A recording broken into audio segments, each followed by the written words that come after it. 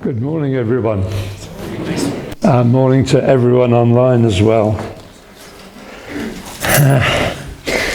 This morning we're going to look at, although it's Palm Sunday, we're going to look at another little cameo scenario where Jesus is anointed at Bethany, and we're going to look at the passage as it's given in Matthew's Gospel, chapter 26, and it's starting at verse 6. So if you haven't already, get yourself a Bible from the back so you can follow on, and you'll find it on page 996. If you're on your phone or at home, you're using your own Bible, Matthew 26, starting at verse 6. And I apologise if things get a bit disjointed this morning, but I got back from China yesterday and half my brain, I think, is still at 30,000 feet, but bear with me. Has anyone ever done anything for you or done to you that was so overwhelming, so extravagant, it made you feel uncomfortable, uneasy, just over the top? Well, I've had a few of those experiences this last week. So I've been speaking at conferences and I've been meeting various groups of people, and inevitably every evening and most lunchtimes as well, they've had a banquet, and I sit at the right-hand side of the host of the banquet, and the Chinese banquets are where you sit at a big table and there's a lazy Susan that goes around with all the food, and it seems that the dishes never stop coming. And the host, unfortunately, is constantly taking something off the dish and putting it on my plate. And it's just so... Well, it's not just embarrassing, it's very unhealthy, actually. And I've had to loosen my belt two notches over the course of the week. But we're going to talk today about something which was equally extravagant, but in a rather different way.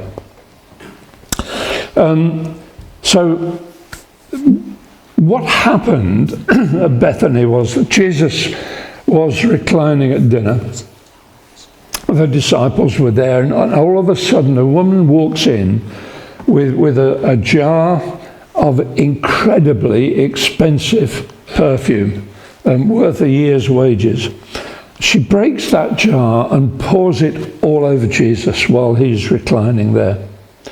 And the room goes silent, and then the disciples start grumbling. They're indignant, and the tension builds between the woman's extravagance and the disciples' indignation.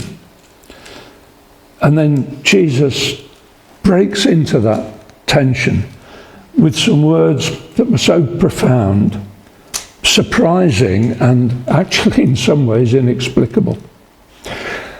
So there you go, folks, that's your sermon in 10 seconds. But I guess you'd probably want some more. But you're going to get some more anyway. Let's read the passage. I think I probably need these to read it. While Jesus was in Bethany in the house of Simon the leper, a woman came to him with an alabaster jar of very expensive perfume, which she poured on his head as he was reclining at the table. When the disciples saw this, they were indignant. "Why this waste?" they asked. "This perfume could have been sold at a high price and the money given to the poor." Aware of this, Jesus said to them, "Why are you bothering this woman? She's done a beautiful thing to me. The poor you will always have with you, but you will not always have me. When she poured this perfume on my body, she did it to prepare me for burial. Truly I tell you, wherever this gospel is preached throughout the world, what she has done will also be told in memory of her." And I want to focus this morning on three key aspects of that story. First, the context of where it happens. And then secondly, the contrast of the extravagance of the woman's action with the protest of the disciples. And then lastly, about Jesus' response. His response about poverty, his response about the message in the woman's action, and his response about that promise at the end, that unbelievable promise. So, context. Where did this take place? It took place in the village of Bethany. Bethany in Aramaic language actually means poorhouse, or the house of the poor. This was a poor village, just outside Jerusalem, just a short walk from Jerusalem.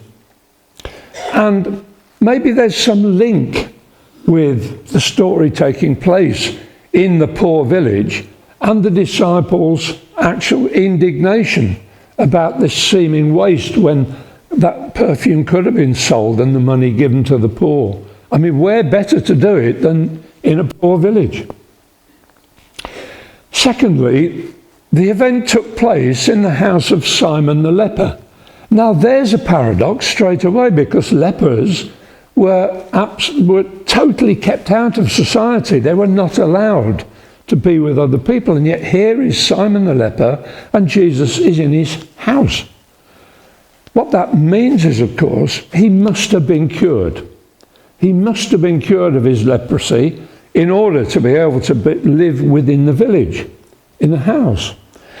So actually, Simon had received that gift of grace that was about to happen to Jesus during that time. The whole event was taking place in a house of grace, in a village of poverty, just a short walk away from Jerusalem where Jesus was about to die. So everything in this story points to somewhere. In a Hollywood movie, it would be that scene-setting moment that if you missed it, you'd struggle to keep up with the plot for the rest of the film. This really is a key moment in the leading up to the events of Easter. Secondly, the extravagance of what this woman did. An alabaster jar of so costly perfume that she poured all over Jesus, to the indignation of the disciples. The perfume we know was a nard, or spikenard, the very expensive perfume that was imported from India. The jar itself, the alabaster jar. Alabaster is a very soft stone, usually white and translucent, and it's often used as vessels for liquids. In fact, archaeologists have found these alabaster vessels in burial sites, and they're made such that they have a very long neck, which when the contents are put in, that neck can be sealed either with a bung of alabaster or something else, but basically you can't unseal it. You actually have to break the vessel to get the liquid out, and once you've done that, you can't reseal it.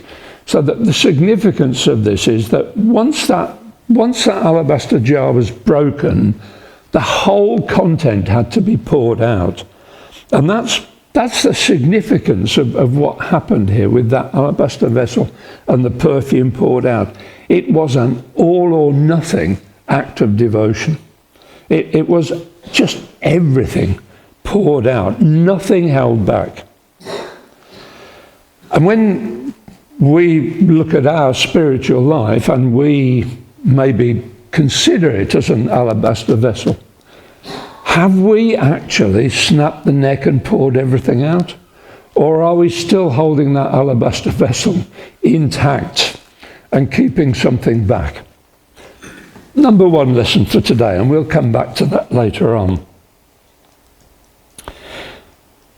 But what happened next? The the way the story is written, you have to imagine perhaps that Jesus is here, he's reclining at the table. Well, not a table like what we think of. It's down here, and people generally recline there. And Jesus is there, and it's a very informal event, probably. The disciples may be around here somewhere, behind Jesus' back. And when the woman's poured the perfume over Jesus and she's leaving, the disciples collar her in order to say, what on earth have you done? You've just wasted all of that valuable perfume that could have been sold, and we could have given that money to the poor. After all, it's the Passover. Passover is the time when we're instructed to give to the poor especially. And what about just only a few days ago, Jesus set us the example when that rich young ruler came, and Jesus told him to sell everything and give it to the poor if he wanted to get to heaven. And what have you just done? You've poured all that perfume there, and we could have given it to the poor. Jesus is over here. Like every good teacher, he's got eyes in the back of his head. And he's aware of what's going on. And his response is just perfect. He said, stop bothering this woman. What she's done is something beautiful. Beautiful, that's a strange word, isn't it, really? But there is another translation of it that could mean worthy or holy. Worthy, it's a worthy act, it's a noble act. That's what he's saying has just happened. And he talks about poverty, and he makes this surprising promise at the end. It's very easy for us to misunderstand what Jesus said about poverty. Many people, many Christians have misinterpreted the words about poverty and saying, well, look, it's okay, the poor are there, but we don't need to bother about them. That's not what Jesus was talking about at all. He was actually quoting directly from Scripture, from words that we can read in the book of Deuteronomy, where it says, the poor you will always have with you, but then he says, but you will not always have me. What he's saying is, yes, you will always have the poor, and yes, you must always give to the poor, you must always look after them. But right at this minute, you need to be aware that something very special is about to happen, and that's the significance that you need to understand.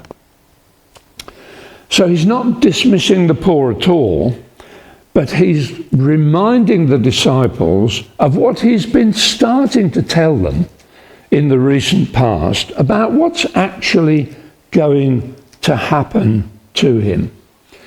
Now, today's Palm Sunday. Palm Sunday is when the disciples and all the followers of Jesus thought he was riding into Jerusalem on a donkey as a king. That's what everybody thought. What Jesus is now reminding them about is the message he started giving them. No, I'm not coming here as your earthly king to get rid of the Romans. That's not what I'm here for. I'm here to die. And my death is going to open the doors to everlasting life, where I will be king, but a different sort of king from what you're expecting in earthly terms. So Jesus is turning this completely on its head. Whereas everybody in that room might have thought Jesus was being anointed as a king, because that's how kings were anointed in those days. They were anointed with over their head. They might have thought that, but Jesus is saying, no, actually, this is preparing me for burial. This is not a kingly anointing. This is a preparation for burial. But it's a preparation for what comes after that burial, for life everlasting. And then there is this amazing statement that says, he says, "Truly I tell you, wherever this gospel is preached throughout the world," and then goes on to talk about the woman, what she's done will also be told in memory of her. But just think for a minute about those words. This is, for most people, this is an itinerant rabbi sitting in the house of a leper in a poor village, predicting that he is going to be preached about throughout the world forevermore. I mean, imagine you were sitting in that room and you heard those words. That must have been quite amazing to them. Did they pick up on that? That what Jesus was saying was what was actually going to happen, not that he was here on earth, but he was actually the representative of heaven that was there and was opening the door to everlasting life, that the whole world would get to hear about consistently. And here we are this morning fulfilling that very prediction. But as it was made at the time, it should have been a world-shattering revelation to them. Was it? I don't know. Did they understand yet? Who knows? But that's what he said. And then he goes on to talk about that the woman will be remembered. Well, we don't know, well, as far as Matthew is concerned, we don't know who that woman is. So what Jesus is actually saying is not that her name will be remembered, but she will be remembered for the action that she took. And that's really the lesson here is about, not about, getting your name on a blue plaque on the building, as far as God's concerned. It's actually breaking the alabaster jar and letting everything out. And that's the real message that comes across in this, what this woman has done will be preached about throughout the world. Now, this story actually appears in all four Gospels, slightly differently told, but the message is the same. And Matthew, in Matthew's Gospel, Matthew is typically painting a word picture to provide the truth about Jesus, about the Messiah, to the Jewish people. Whereas John, in his Gospel, he's the investigative journalist who wants to get all the facts down. He wants to get everything sorted. And he gives the woman's name. He said, actually, this was Mary, who's Simon the leper's sister, by the way. And again, when the disciples are arguing about the waste of the perfume, John says, well, actually, it was Judas who started all this because he was the group's treasurer. He was the keeper of the purse. And he instigated all this thing with the woman wasting the money because he wanted the money to come into the purse, perhaps because he might have been taking a bit more than his fair share. But that's irrelevant to the story. The story is about giving unreservedly, about what looks like waste, what looks like nonsense, what looks like rubbish to the world is actually beautiful in God's eyes. And so throughout the story, we're seeing the scene setting for what's about to come, for Jesus dying to rise again, to open the gates of the kingdom for everlasting life for us all. And all the bits of it point to a part of that story. So what does this mean for us today? First, let's look at the alabaster jar. As I've said before, when we look at our spiritual lives and we consider them as that jar, have we snapped the neck off? Do we let everything flow out, or are we keeping it sealed up? Are we sitting here with the unbroken jar? And then the disciples protest. And as we look at our lives, are we sometimes protesting against outrageous things? Do we feel uncomfortable when people express their devotion and their worship a bit extravagantly? Do we stand there or sit there and think, oh, that's a bit much, that's a bit over the top? Or do we join in? Some of us, particularly me, being very conservative, not Tory conservative by the way. So yeah, sometimes I do feel that way, and I shouldn't, really. With our money, do we sometimes mistake stewardship or looking after our money as an excuse for not giving, for extravagant giving? Do we sometimes hold back our gifts, our talents, rather than let them all out to be used for God? And third, do we sometimes think that what we do should be for the sake of getting our name on a blue plaque on a building? Or do we actually do things completely selflessly, not wanting anything in return? So all of these things we need to think about in the context of this story. So that when we leave today, we should be those people who act without calculation, who give without reservation, who love without keeping the seal intact.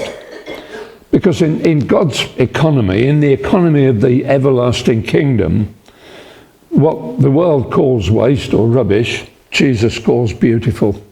Jesus calls noble, worthy. It's time to do something about it. So I'd like to invite you this morning to imagine that you're holding that alabaster jar in your hand, okay? And it's intact. There's the long neck, there's the plug in that's keeping all that devotion, that working for God, that giving everything to God. Hold that alabaster vessel in your hand. If you're prepared to give everything, if you're prepared to devote everything to God, snap the neck off it and pour it out as a sign that you want to give everything to God this morning. You want to be one of those people who does worship without reserve, without conservative view, who wants to give without reservation, who wants to not let stewardship get in the way of extravagant giving. Let be one of those people who wants to break the seal and let everything flow out for Jesus.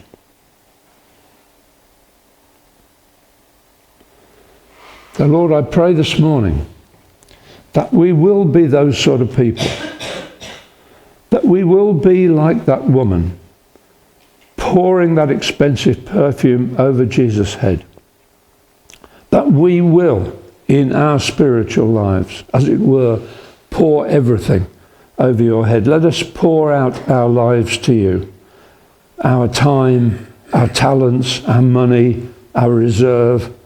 Let it all be poured out for you, Lord, so that we may, in return, enjoy the fruits of your everlasting kingdom. Lord, may this happen for us, to us, with us, about us this morning. Amen.